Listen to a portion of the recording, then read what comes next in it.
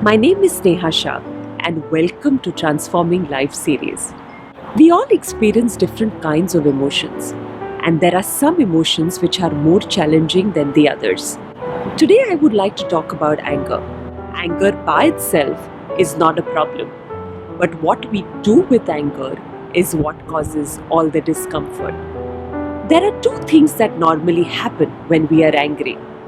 Either we tend to suppress that emotion of anger, or we tend to express it in a way that may not be appropriate. What happens when we suppress the anger? We just push it down. But does it go away? No, it doesn't. It just comes out at some point or the other in probably a bigger form than what it was earlier. The second thing that we do is that we express it in a way that might hurt people around us, or we might actually express it to someone else than who is the source of that anger in the first place.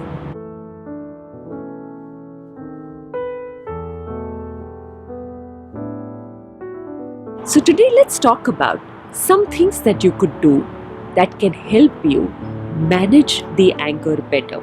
The first thing for you to do is own your anger and to know that it is your emotion and that it has nothing to do with anybody else. The second thing for you to do is to accept that you are feeling angry and not being judgmental about it, whether it's right or wrong to be angry, but just accept that you're feeling angry.